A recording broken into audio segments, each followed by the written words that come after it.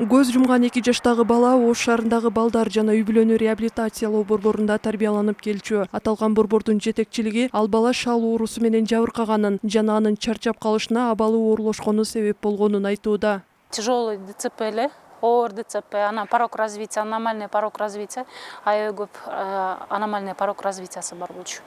Отказной бала больницадан жатып чыкканына 2 күн болгон болчу. Анан дагы ошо өзүнүн мындайча айтканда судорожный немеси бар экен, эпилептический температура чыкпайт, судорожный немеси бар. Ошо ДЦПнын ошо өзүнүн диагнозу менен кетти бала.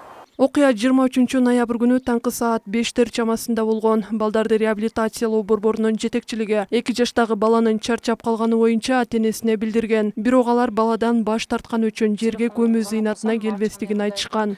Албай койду, телефон такыр эле албай койду. Аны албагандан эми жок дегенде угушум керек да, кандай угузам деп анан сообщениени жазып жөнөттүм. Эжеси менен сүйлөшсөм, ошо эжеси тиги айтып атпайбы, мен жок, ал совет экен дейт. Каякта болсо дагы айтпайсызбы десем, жок барбайт дейт. Неге десем, тирүүсүндө керек эмес бала, өлүгүндө эмне кылат эле, туура чүн отказной жазып бердик го. Отказной жазып бердик го, колуңарда турат, эмне кылат элек да. Ош шаардык эмгек жана социалдык өнүгүү башкармалыгы каттоосунда турган баланын чарчап калганы боюнча кабары бар. Алардын маалыматына караганда, бала шалдын оор түрү менен жабыркап, ата-энеси балдарды реабилитациялоо борборуна тапшырган. Кийин баладан биротоло баш тартышкан. Ушу баланын атасынын бир тууган эжеси бизге баланы өтө оор акыбалда алып келген. Анткени баланын атасы менен апасы турмуш курушуп, булар жарандык никеде жашап жүрүшкөн.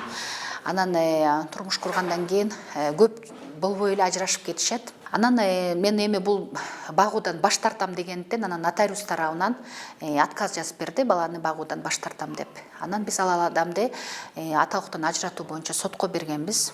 Балдарды реабилитациялоо борбору 2 жашар бала ооруканада чарчап калды деп билдирүүдө. Ал эми облустук балдар ооруканасынын дарыгерлери ал маалыматты четке кагууда. Скорыйда эле алып келишти, трупле деп алып келишти. Биз байгында просто көгөргөн жери барбы, может изначально байгында пычак сайган жерлери барбы деп текшерип көрөбүз. Ошол учурда аускултативна дагы угуп көрөбүз, жүрөк дагы барбы жокпу. Если неме болса жардам беребиз да, жүрөк болса жардам беребиз, реанимацияны жардам берет элек. Ал учурда жүрөгү да жок эле ал балада, баягында анан денесинде немелер жок эле.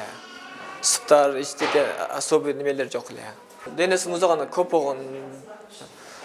Бала вообще труп бар эле да балада. Баланын чарчап калгандыгы боюнча билдирүү Ош шаардык милициясынын нөөмөт бөлүмүнө 23 ноябрь күнү тез жардам кызматы тарабынан түшкөн. Учурда милиция баланын өлүмүнүн себептерин иликтеп жатат. Жаш ымыркайда сырттан кароо жүргүзгөндө денесинде эч кандай жараттар байкалган эмес. Ага карабастан Ош шаардык иштер башкармалыгынын тергөө тобу атайын экспертиза дайындап, экспертизанын жыйынтыгына карап, тактап айтканда толугураак маалымат беребиз бул боюнча. Ал эми ал баланын эмне себептен өлгөн тууралуу айта турган болсок, ал азыркы алдын ала маалыматтарга караганда ал бала шал оорусу менен төрөлүп, ушул күнгө чейин шал оорусу менен ооруп келгендиги белгилүү болду. Баланын өлүмү боюнча соттук медициналык экспертиза дайындалып, азырынча жыйынтыгы чыга элек. Эң өкүнүчтүүсү мындай каргашалуу окуя аталган балдар үйүндө биринчи жолу катталган жок. Мындан 3 жыл мурда дагы оорулуу балдардын бири чарчап калган. Анда баланын өлүмүнө ден соолугунун начарлыгы себеп болгону экспертиза аныктаган. Назгүл Ахунова, Кудайберди Дыйканов, ТМЖ жаңылыктары.